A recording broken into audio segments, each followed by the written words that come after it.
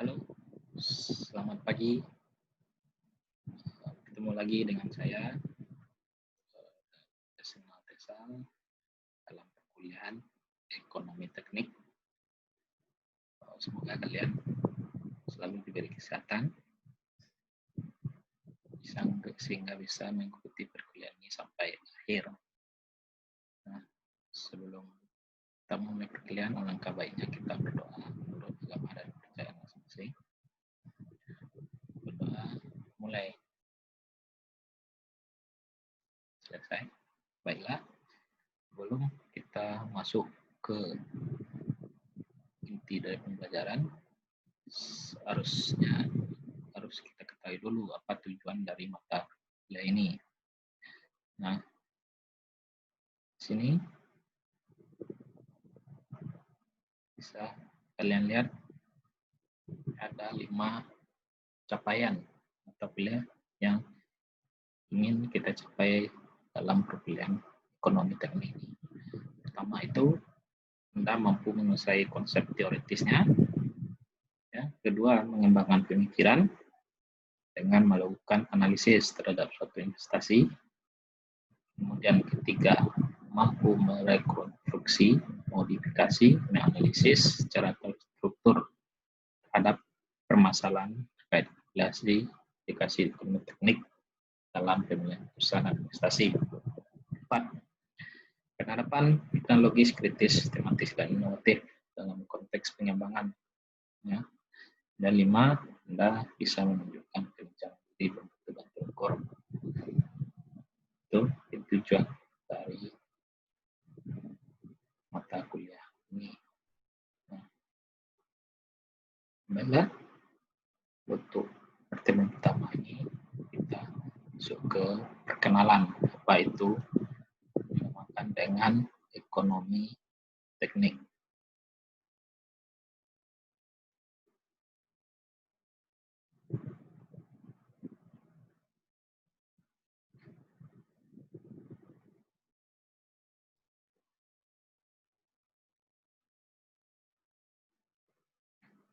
Nah, jadi ada dulunya kenapa muncul istilah ekonomi teknik. Nah, sebelum tahun 1960-an, insinyur ya, maksudnya insinyur sipil, mesin, itu melibatkan dirinya dalam pekerjaan berencana, konstruksi, dan mengoperasikan mesin dan produksinya sekali. Nah, di sini masih belum diperhatikannya terhadap sumber daya atau tenaga maupun ya tenaga yang bisa dari manusia sendiri ataupun sumber alam hingga bisa menghasilkan produk akhir. Nah, di sini kemudian insinyur itu berpikir ya ada penemuan baru mengenai sumber alam tadi. Nah, diharapkan juga nantinya seorang insinyur itu mampu membuat sebuah analisa finansial yang bermutu dari pekerjaannya yang sebagai perancang. Nah, dari beberapa ahli, apa itu ilmu ekonomi teknik? Nah, di sini Paul A. Samuelson menjelaskan ilmu ekonomi itu adalah studi mengenai manusia masyarakat sampai dengan pemilihan ya tanpa menggunakan uang untuk menghasilkan sumber produktif yang langka. Ini ada beberapa alternatif penggunaan ya, misalnya produknya konsumsi dan jasa, nantinya bisa digunakan untuk sekarang atau untuk yang akan datang. Ilmu yang menganalisis biaya dan keuntungan proses ini disebut dengan ekonomi. Nah, sedangkan dari teknik sendiri, ya istilah keahlian teknik ini dirumuskan oleh Dewan Persatuan Insinyur untuk pengembangan profesi di Energy Council for Professional Development. Ya, teknik adalah profesi di mana suatu pengetahuan terdiri dari matematika dan ilmu pengetahuan yang diperoleh melalui belajar, pengalaman, dan praktek serta dengan pendapat ketimpangan. Caranya dengan menggunakan bahan tenaga alam secara ekonomis untuk manfaat manusia. Nah, kalau kita temukan apakah dari dua istilah tersebut menjadi seperti apa? Jadi ekonomi teknik itu adalah mengetahui konsekuensi keuangan, ibaratkan pada keuangan dari produk, itu produk, proyek, atau proses yang dirancang oleh seorang insinyur. Kemudian kedua adalah membantu keputusan rekayasa. Jadi setiap proses investasi harus dibuatlah neraca pengeluaran pendapatan yang terjadi sekarang dan yang akan datang. Nah, ini menggunakan konsep nilai uang. Mengapa timbul ekonomi teknik? Pertama adalah sumber daya. Manusia, uang, mesin, material itu sifatnya terbatas. Jadi harus dimaksimalkan atau dioptimalkan sebaik mungkin. Nah, kemudian adanya kesempatan sangat beragam. Jadi dari sumber daya yang terbatas itu bisa kita buat ya berbagai macam produk, berbagai macam investasi. Nah, di sinilah muncul apa itu namanya ekonomi teknik. Kita menggunakan ilmu ekonomi teknik ini, pertama itu membandingkan ya berbagai alternatif dan investasi secara ekonomis. Kedua adalah membuat keputusan. Setelah muncul alternatif investasi, sekarang manakah investasi yang terbaik ya. Nah, setelah muncul tersebut, evaluasi secara finansial ya, masukkan seperti pinjaman, bunga dan lain-lainnya. Disinilah muncul atau kita menggunakan ilmu ekonomi itu sendiri. Nah, jadi ada yang perlu diketahui ya, itu adalah prinsip pengambilan keputusan investasi. Pertama itu prinsip gunakan ukuran yang umum ya, nilai waktu dari nilai uang, time value of money. Artinya nilai waktu itu dihitung dengan nilai uang. Misalnya 10 tahun itu berapa duit, berapa nilai dolar, apa atau nilai rupiah, tergantung nilai mata uang yang kamu pakai. Nah, kemudian prinsip pengambilan keputusan investasi. Nah, itu kan hanya perbedaan ya. Pertama itu sederhanakan alternatif yang dievaluasi dengan mengesampingkan biaya umum. Ya, biaya umum nanti bisa kita lihat seperti apakah biaya umum nanti. Kemudian biaya yang telah lewat sunk cost atau biaya yang telah dikeluarkan sebelumnya. Ini bisa kita naikkan. Tiga adalah prinsip pengambilan keputusan investasi. Ya, evaluasi dapat dipisah. Ya, evaluasi keputusan tersebut bisa dipisah. Ambil sudut pandang sistem. Apakah kamu dari sektor swasta? Apakah mau dari sektor publik? Kamu berada pada pihak pemerintah.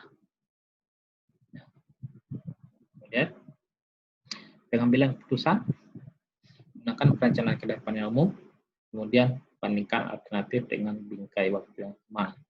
Artinya kalau 5 tahun, ya kita hitung jarak hitungnya, pakailah 5 tahun, jangan bandingkan 5 tahun dengan yang 10 tahun rencana investasi kita. Bila yang sama. Nah, ada istilah tertentu yang kita bisa dapatkan. Pertama itu adalah investasi ya. Investasi itu adalah suatu pengeluaran pengorbanan untuk memperoleh suatu harapan di masa yang akan datang. Bisa berupa uang,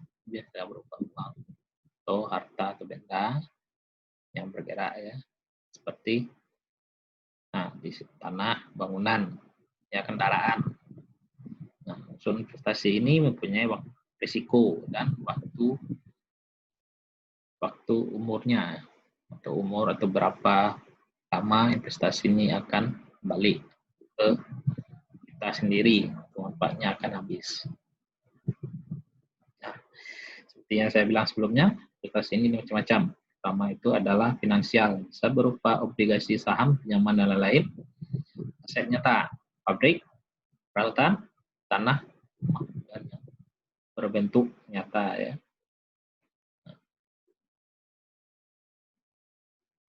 Nah, di sini ada proses pengambilan keputusan ini ya. Ada 3 yang harus kamu ketahui ya. Nah, pertama itu ada proyek investasi bisa lebih dari satu cara ya, kemudian terbatasan sumber daya, kemudian tidak semua alternatif atau pilihan investasi bisa dikerjakan, namun pilihlah yang memungkinkan. Proses pengambilan keputusan ini nanti pertama itu adalah identifikasi apa persoalannya, apa mau kita. Kedua adalah tujuan penyelesaiannya, masalah seperti apa produksi, mau meningkatkan produksi itu menukar produksi atau memperbaiki ya, mengoptimalkan produksinya sendiri. Tiga adalah data yang relevan, klarifikasi, klasifikasi, dan validasi kebenaran. 5 adalah identifikasi atau mencari alternatif masalah yang mungkin. Nah, kriteria pengukuran. 7, menyusun model keputusan. Kemudian melakukan evaluasi dan analisis. 9, ambil keputusan. 10, baru terapkan atau implementasikan. Saran-sarannya itu ya, yang ideal itu ada 2-10 alternatif. Nah, jika ada yang banyak sekali, maka seleksi dilakukan tingkat ya. Jadi tidak ada alternatif yang tumpang tindih atau sifatnya sama, sehingga harus memiliki sifat mutually eksklusif ya. Sifat kemudian terakhir adalah sifat eksklusif. Kemungkinan alternatif yang tersedia telah terwakili. Ya, ada yang alternatif yang tidak muncul tersebut. Nah, dari sudut pandang ahli ekotek, ya,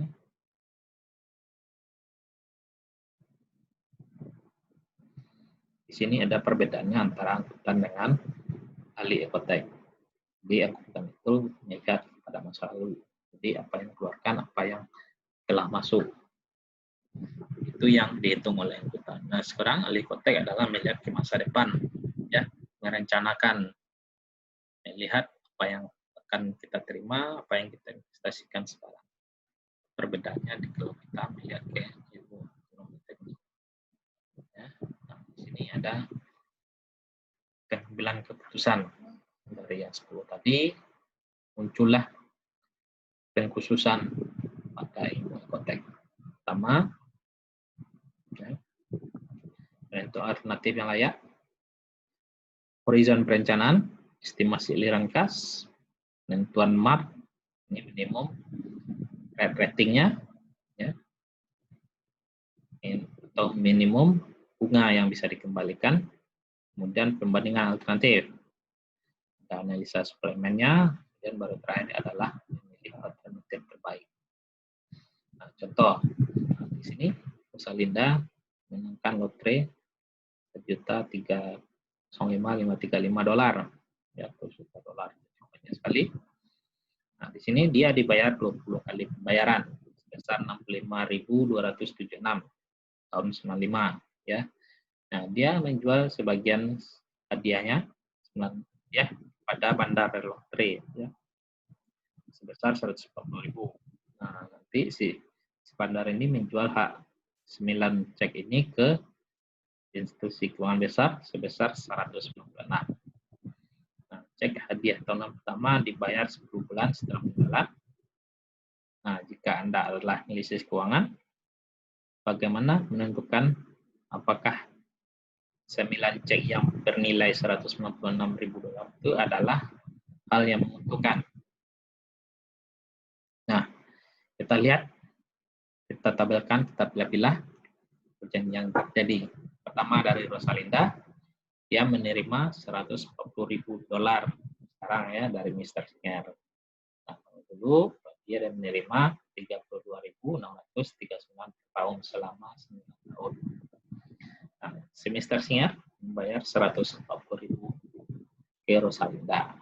Kemudian dia jual hingga dia menerima $196.000 dari perusahaan Enhance. Nah, Enhance ini membayar $196.000 ke Mr. Singer.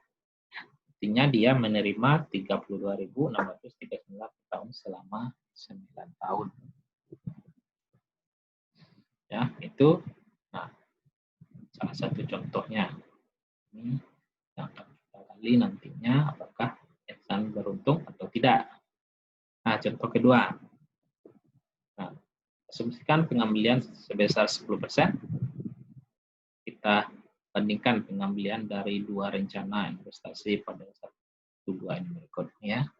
Pertama itu ada investasi pada umur Adi 35, sedangkan Ali pada umur 44. Umur pensiunnya sama 65. Investasi untuk 10 tahun. Ini $5.000, ini 0. Ya, 11 deposit. Untuk selama 21 tahun, ini 0. 7.500. Kedua deposit. Berarti Adi pertama, Adi pada akhir tahun. Nah, total investasi adalah 30 tahun. 50.000 dan 100.000. Nah, pengembalian 10%. Bisa kita lihat ini 568.342 dan akan alih 370.51. Tadi Adi ya pada investasi 10 tahun dari umur 35 sampai 45 dengan 11 deposit sebesar 5.000 akan lebih menguntungkan daripada Ali yang investasi selama 21 tahun dari umur 44 sampai 65 dengan jumlah 22 deposit. Ya. Totalnya di sini adalah 63 dan 535.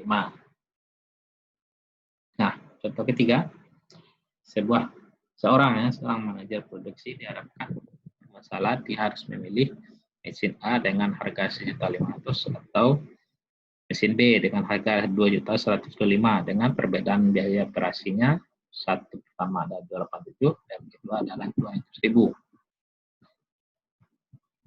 Nah, keempat contohnya, nah, jika Anda seorang manajer, Anda akan membeli sebuah mesin harga 100 juta. Sekarang ada dua alternatif pembayaran.